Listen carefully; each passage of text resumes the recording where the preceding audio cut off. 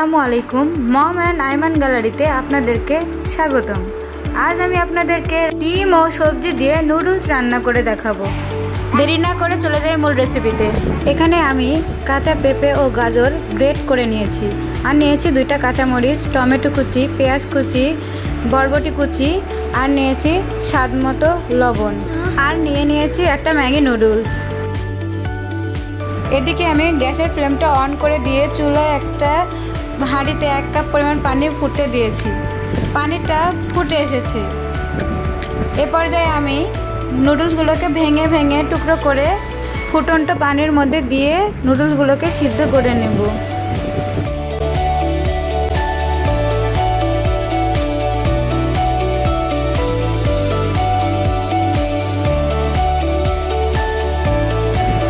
এ পর্যায়ে আমার নুডলসটা সিদ্ধ হয়ে এসেছে। এখন আমি চুলার ফ্লেমটা অফ করে দিয়ে নুডলসগুলোকে একপাশে রেখে দেব। এদিকে চুলায় একটা প্যান বসিয়ে দিয়েছি। প্যানটা গরম হয়ে এলে এর মধ্যে আমি রান্নার রেগুলার তেলটা দিয়ে দেব। তেলটা গরম হয়ে এসেছে। এবার এর মধ্যে একে একে পেঁয়াজ কুচি, মরিচ কুচি দিয়ে একটু নেড়ে দেব। এবার সব সবজিগুলো আমি একসাথে দিয়ে ভেজে নেব।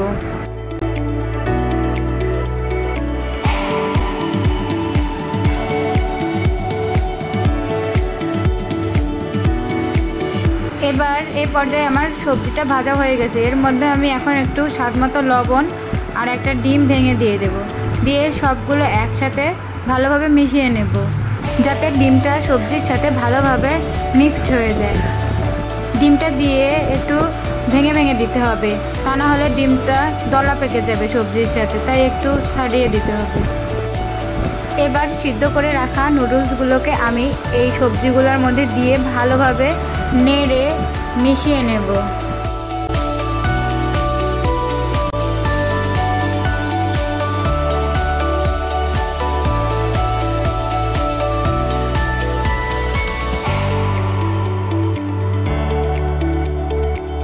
এবার নুডলসের সাথে যে মশলাটা ছিল সেই মশলাটা আমি এর মধ্যে দিয়ে ভালোভাবে মিক্সড করে নিব।